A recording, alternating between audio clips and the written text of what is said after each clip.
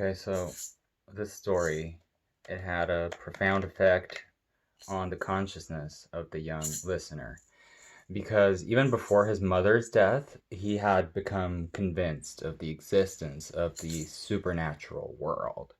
Sometimes when he looked around himself, especially in the afternoon heat, when the air turned glutinous, the visible world, its features and inhabitants and things seemed to be sticking up through the atmosphere like a profusion of hot icebergs.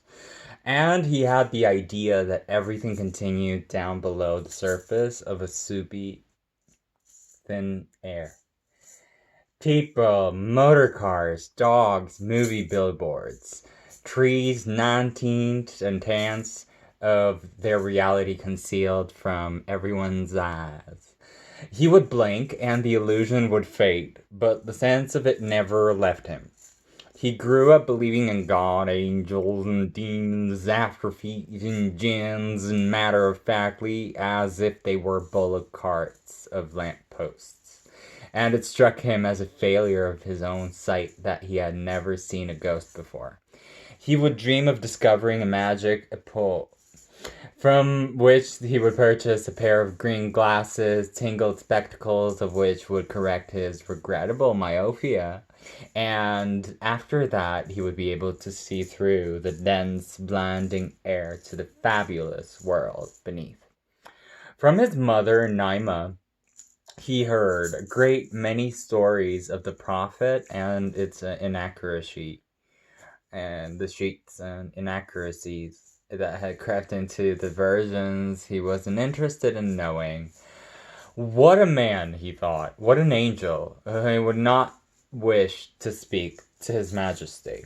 Sometimes, though, he caught himself in the act of forming blasphemous thoughts. For example, when, without meaning to, as he drifted off to sleep in his cot in a mere residence, hit Psalm fancy, he began to compare his own condition with that of the prophet at the time when, having been orphaned and short of funds, he made a great success story of his job, as many business managers do in a wealthy world.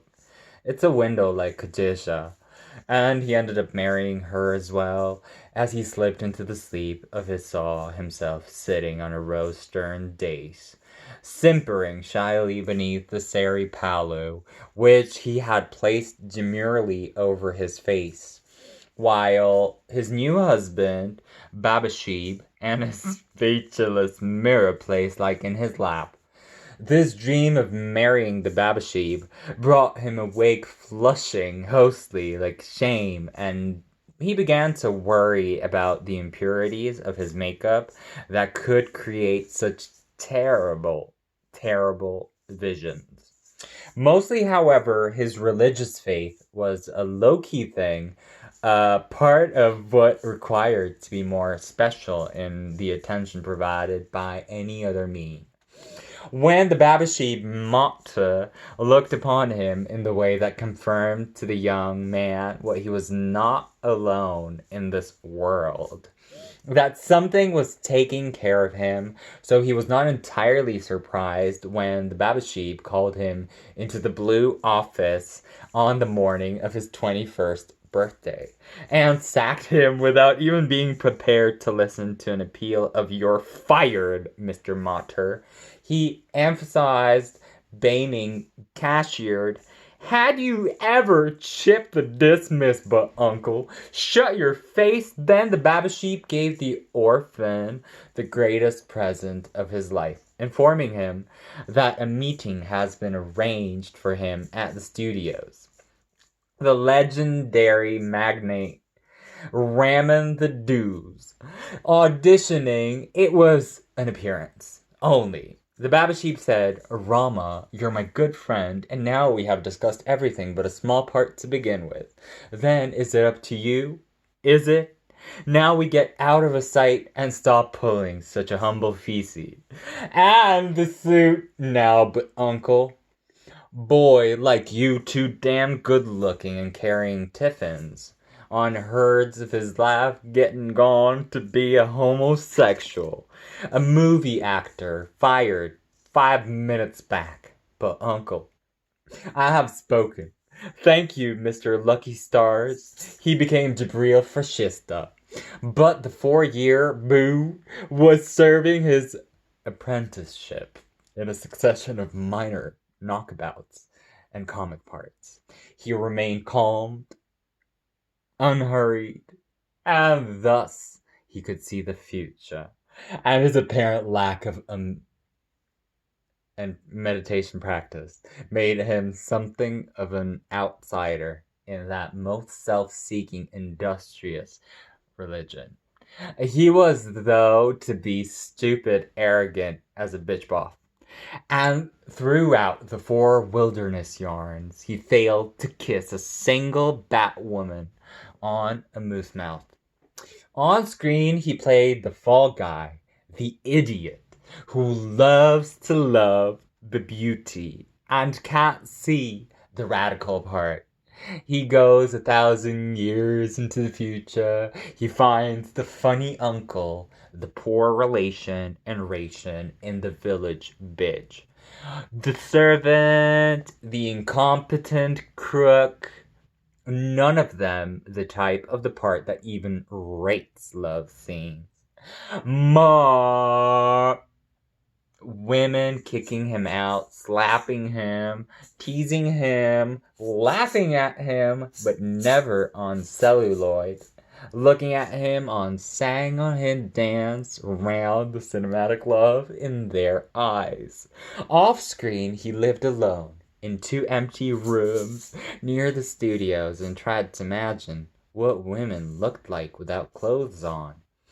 To get his mind off the subject or love and desire he studied, becoming an omnivorous star, devouring the metamorphic myths of Greece and Rome, the avatars of Jupiter.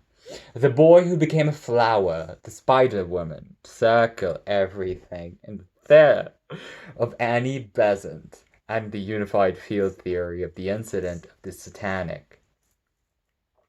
Early careers of the Prophet in the politics of Muhammad Harim after returning to Booz.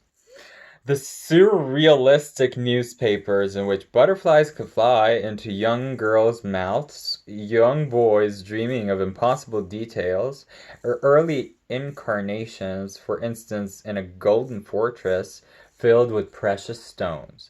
He filled himself up with God knows what, but he could not deny in the small hours of his insomniac nights that he was full of something that had never been used, that he did not know how to begin to use.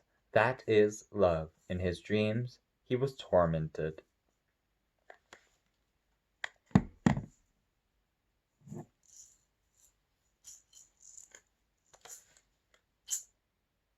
His big break arrived with the coming of the theological movies.